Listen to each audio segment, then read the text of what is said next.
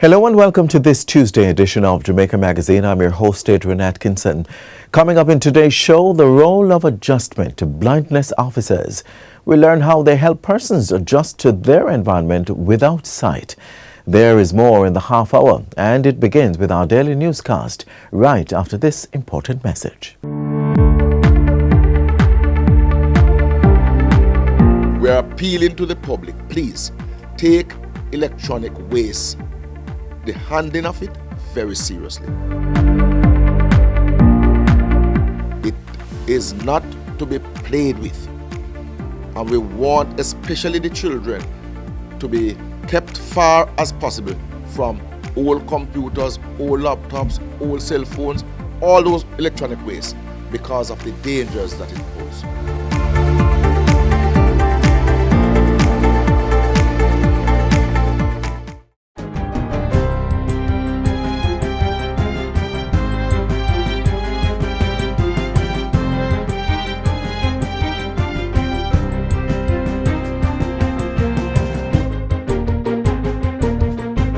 Good day, I'm Theodore Henry, and this is your JIS News for Tuesday, March 4, 2025.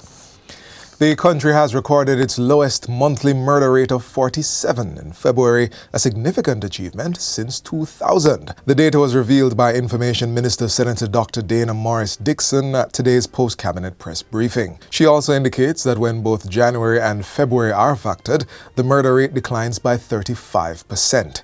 In addition to the 63 fewer murders for the period, there was also an overall downward trend of 25% in all major crimes. We keep talking about what's happening with our JCF and what has happened in terms of improvements around crime. This is something to celebrate. A historic low number. It means we are going in the right direction. All the work that has been done is paying fruit. And so Jamaica, we need to celebrate this. When the numbers were going up, it was all over the place. Everybody was stressed. Everybody was talking about what's happening in the country. Now we have it going in the other direction. Let's celebrate it. Prime Minister Dr. Andrew Holness says the restructuring of the National Works Agency, NWA, is well advanced. It's a commitment made by the government late last year to revise the mandate of the NWA to deal effectively with the management of road infrastructure across the island. In fact, just yesterday, I had a meeting with a set of consultants from the World Bank, and they are going to be advising the government as to a new model as to how we can manage all our roads. Dr. Holness was responding to questions during a progress tour of the Portmore Resilience Park on Friday. A timeline was not given for the completion of the restructuring. In the meantime, the NWA says it will be erecting a traffic signal at the entrance to the Caymanas track to facilitate pedestrian crossing and the safe flow of traffic. Therefore, with the heavy traffic movement, persons coming out, making the right turn, persons coming out, going this way, people streaming across, persons making the right turn here as well, too, and in all different directions. So this will be regulated so that it makes for safe and optimal operation. Still in Portmore, Prime Minister Holness says the area has evolved from being a housing community to an economic space that's providing employment opportunities and social services, among others. Dr. Holness says that as the transition to being the country's 15th parish draws closer, the people are more empowered to take administrative control of decisions that are being made and to contribute in fees, taxes, and revenues to the development of their communities. The idea that Portmore was an adjunct to Kingston, a dormitory community where people only come to sleep and then go to work and shop and do everything else outside of the community, that notion does not exist anymore. People have gone to school here, they have gotten jobs here, they are buying their houses here. This is their home, their community, their parish. The Prime Minister says once Portmore is established as a parish, the way in which local governance is administered will change to take on greater focus on how it builds the local economy. To make the local infrastructure, the local regulations business friendly and promote business. And that's what we want our local government and governments to do, to focus on developing and creating a regulated environment that promotes business. And I think that Portmore can be the test case for this new thrust in how we manage local government. Both houses of parliament have now passed legislation seeking to make Portmore a parish by giving assent to the Counties and Parish Amendment Act 2025. Over 1,500 farmers and 40 greenhouse operators will benefit from the construction of a modern cold storage facility. The contract signing and official groundbreaking took place recently for the approximately $123 million investment. The facility will be established at the greenhouse cluster site in Content, Kirkvine, Manchester, with accommodation for both cold and dry storage and also a processing area for weighing, washing, sorting and grading produce. Minister of Agriculture Floyd Green and other stakeholders say the facility will significantly improve storage capabilities in the sector, manage surplus of produce, and strengthen resilience. 2 40-foot containers which will be retrofitted to provide 135 cubic meters of cold storage capacity.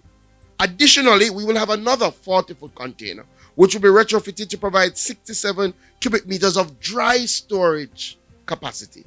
So you recognize we're doing it for all the different types of produce that we have in this belt.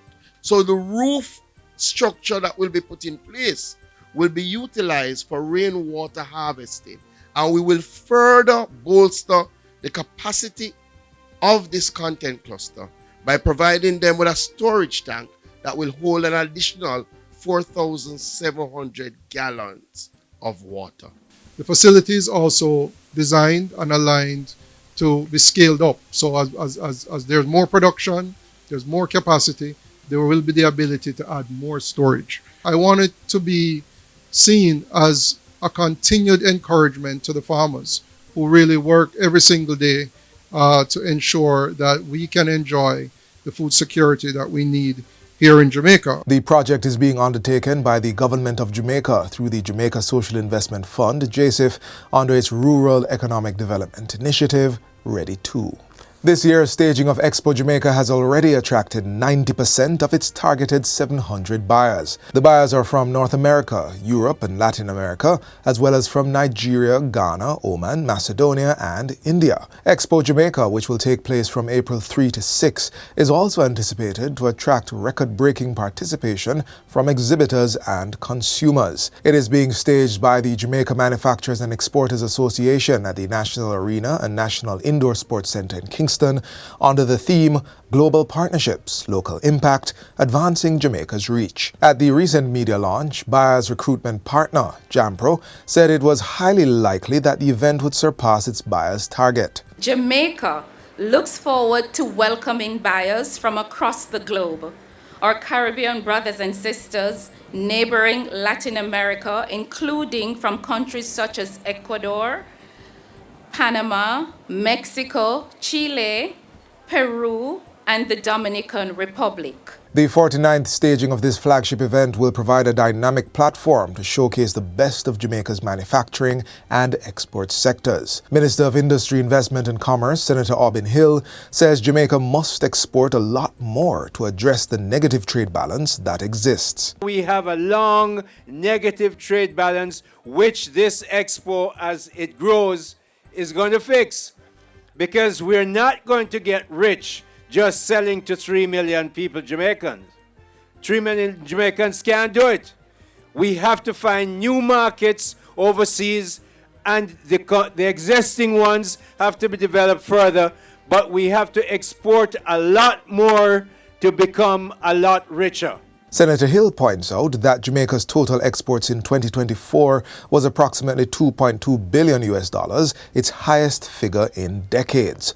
However, that comes against imports of approximately $5 billion. And finally, women were celebrated at today's post-cabinet press briefing ahead of the March 8 observance of International Women's Day. Women leaders of the cabinet took the platform to discuss areas of their portfolio. Among them is Jamaica's first female finance minister, Favour Williams. I want all women across Jamaica to know that your voice matters and that your engagement is necessary and invaluable to building the great Jamaica land we love. Let us build, continue to build a better Jamaica. Let us continue to build on what we have and to move forward with velocity. And in this position that I occupy, know that I will be carrying the voice of women. Minister of Foreign Affairs and Foreign Trade, Senator Kamina Johnson-Smith, also highlights a few women who work behind the scenes. CABSEC, you are the first. You are the first female cabinet secretary, and I am proud to be part of the cabinet which you oversee. And I am also very proud to be part of an administration that has also appointed the first female chief of defense staff, and where we have a strong women, peace and security agenda across the world. She is the chair of the Women, Peace and Security Heads of Military Network across the world. We've also recognized that although we haven't had a female police commissioner yet, we have women flourishing at high levels in the constabulary, at levels and in numbers as never before, and we have to celebrate that as well. International Women's Day is being observed locally under the theme, Invest in Our Women, Accelerating Progress. And that's it for JIS News today. I'm Theodore Henry. Thanks for watching.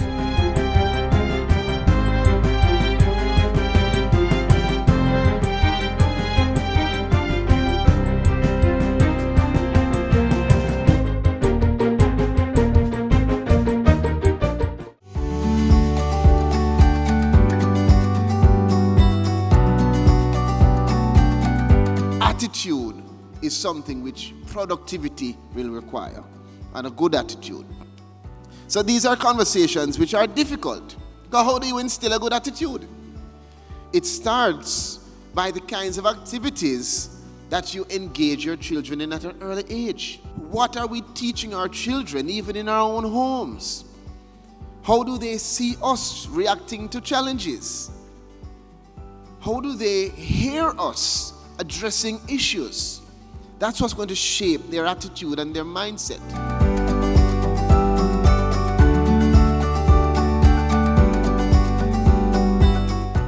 We teased this at the top of the show. Now it's time to learn about the essential role of adjustment to blindness officers and how they are creating a spirit of inclusion. Take a look.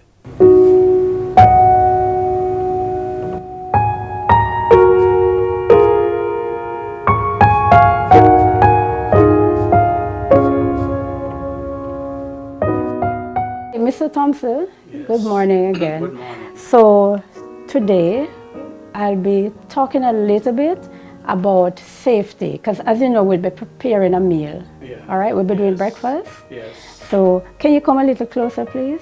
Adjustment to blindness officers like Sharon Wallace play a vital role in helping individuals gain independence.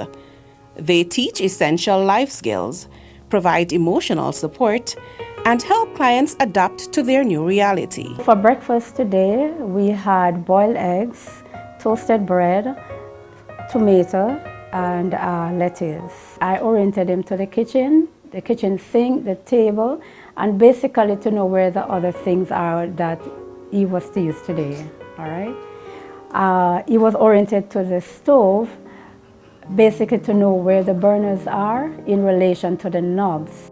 Before you start cooking, we want to ensure just a little bit of safety here. Yeah. And one of the things we're going to look for, suppose you enter the kitchen and you smell gas.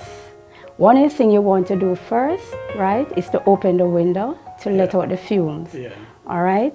The next thing you want to do is, after you've opened the window to let out the fumes, you want to check the knobs to ensure that all the knobs are off, yeah. All right? Yeah. Supposing that they're all off, then the next thing you would want to do is to check the cylinder to ensure that it is not leaking, all right? Possibly it's the cylinder which is leaking, right? Yeah. So after checking and notice that it is leaking, what you want to do is to contact the supplier. All right, yeah. Or at least turn off the valve. Yeah. Okay, yes. And at no time strike any match or use your stove lighter. True.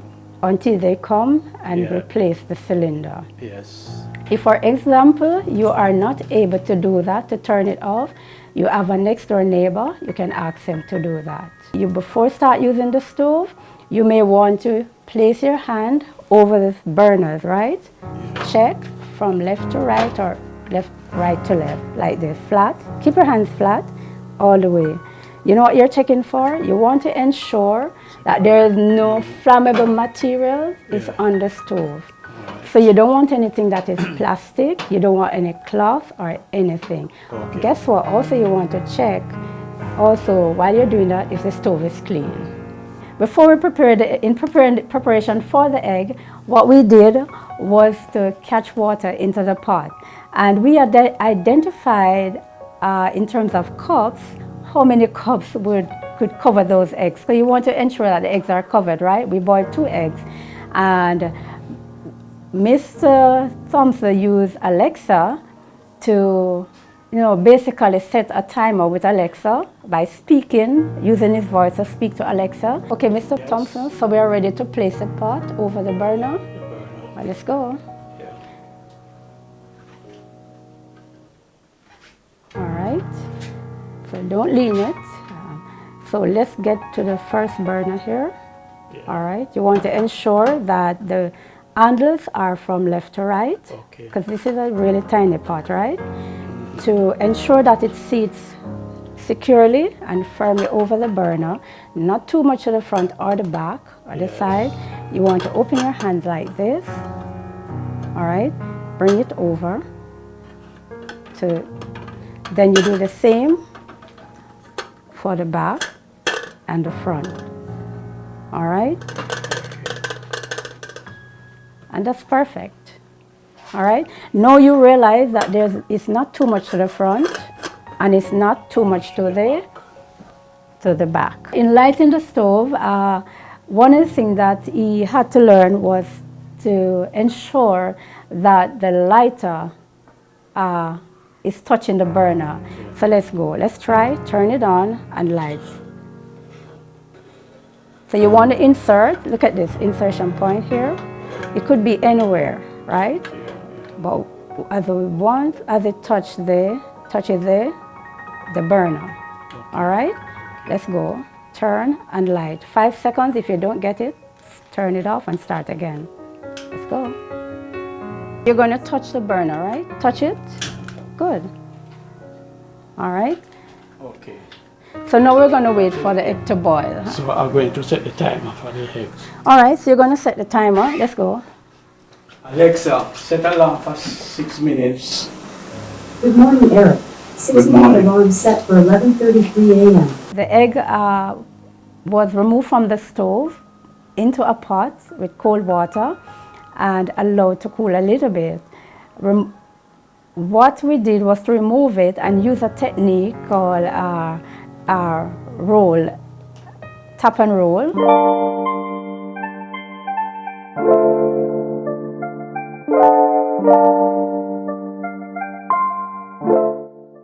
We washed the vegetable, which was the lettuce and the tomatoes. While at the table, he was taught how to hold the lettuce, hold the tomato upright in his hand, cut it in 4 weeks, pull it down, and go all the way down. All right? The officer actually places her hand over his hand or allow him to place his hand over hers, just so that the person can get a feel of what is to be done on the correct way. Good. Now it's time to toast the bread.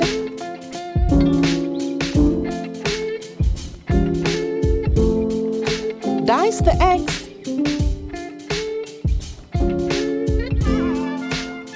And eat. Through guidance and practice, those adjusting to blindness can lead fulfilling, independent lives. I feel good and excited. I enjoyed everything that I've done. And it's just since I got blind, I don't do that by myself, but I normally used to make breakfast for the grandchildren and my son, everybody. as long as you live, you have to learn. And don't give up hopes on anything. Mr. Thompson, Yes. you did very well today, and I'm so proud of you. Okay, thanks. You're welcome. Okay, so just so you know, persons who are blind or vision impaired, it's not the end of the world. If you are having challenges, please contact us at Jamaica Society for the Blind for training, because with training, you can move mountains. Visit the Jamaica Society for the Blind at 111.5 Old Hope Road, Kingston 6. You may also call the office at 876-927-6757 or 876-927-6759 or email info@jamaicasocietyfortheblind.com.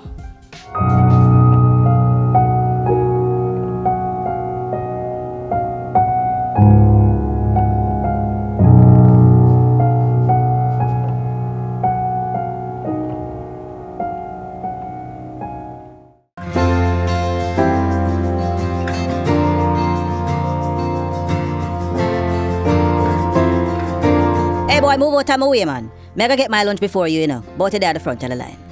Yes, there are times when other students will try to get you out of your peaceful state. They will say something that will trigger you.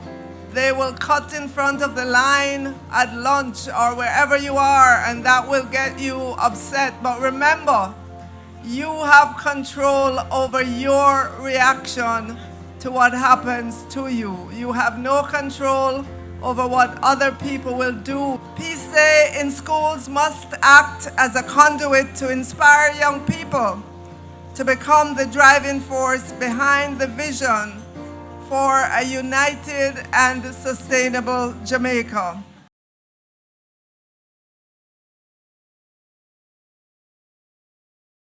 Teaching our children about peace isn't just talking about war and conflict.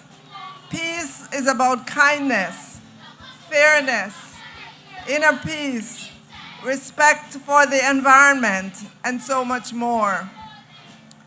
Thoughts, words, gestures of unanimity create a mentality and a culture of peace and a respectful, honest, and cordial atmosphere. No place more that we'd like to see peace than in our schools.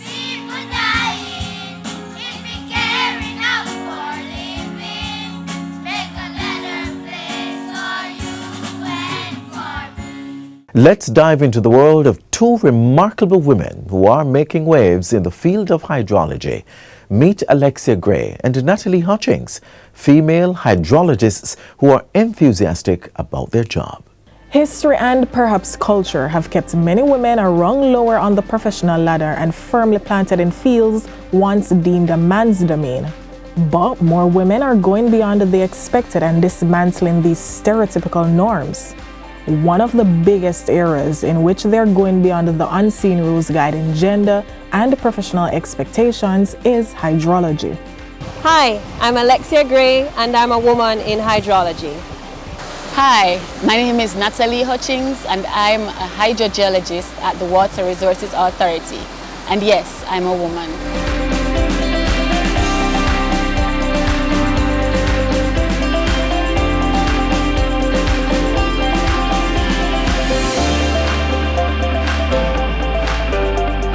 I ended up being a hydrologist completely by accident, by serendipity.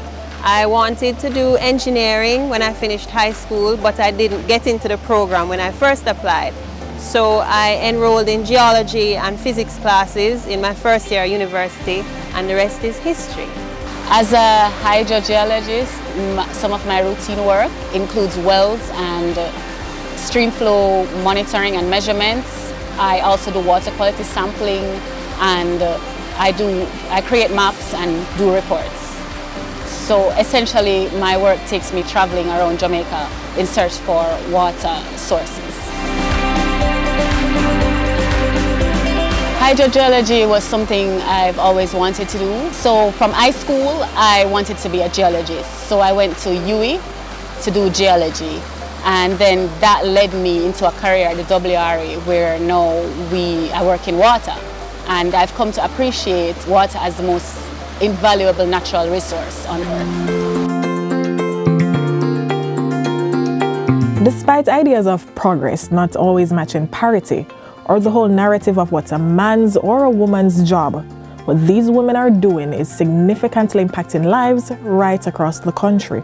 The Water Resources Authority has 3 main roles. We investigate queries about new and existing water sources or resources. We collect data in terms of stream flow and quality, and we also allocate water to users such as the NWC, which is our biggest user, and other entities. In order to allocate water, we would have to have an understanding of how much water is available. So we would do data collection such as flow measurements or well measurements and understand how much water is available to see how much water is in demand, and then we do the calculations. So where there is a deficit, water is usually supplied from areas where there's a surplus to balance things out. For these women, their duties also expand to providing responses in times of drought. The key to drought resiliency is improved capture and storage of water. Jamaica has more than enough water to serve its population. However, our problem is that we do not capture enough of it, and we do not have enough storage for the population. So the key is to capture it, reduce leaks, and to build more storage, install tanks, build more dams, and other types of reservoirs. They're also testing and assessing the quality of our groundwater while keeping us all in the know. Jamaica's groundwater quality is generally good. It meets the ambient standard, the national ambient standard. Ambient meaning doesn't need any treatment, right? However, there are a few basins that are contaminated due to pollution or saltwater intrusion. But for the most part across the island, our groundwater is pretty good for domestic use. However, for agricultural and industrial users, they may need to treat their water to international standards depending on what they're going to use it for. And as for their perception on why the profession of hydrology or hydrogeology remains a male-dominated field? For a hydrologist or hydrogeologist, being out in the field means doing physical and practical tasks. It usually includes long drives out of town, hiking through river valleys, over hills in search for water. The profession is usually male dominated because we live in a society and a culture where men are usually seen as physically stronger, and they also require less security in the field. Women were not allowed to work, we were not even allowed to become educated to do these jobs. So that has been changing with changing attitudes of both men and women. It's improving, but we have a far way to go. And just like these 2 female hydrologists, many women are stepping into diverse professions, and they're changing the older narrative to craft their own stories.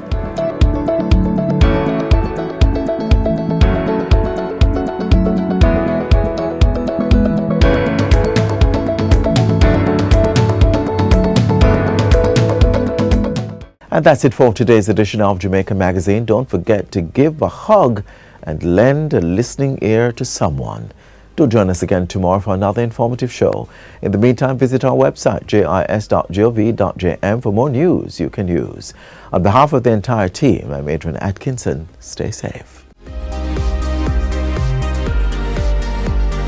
This has been a production of the Jamaica Information Service, the voice of Jamaica.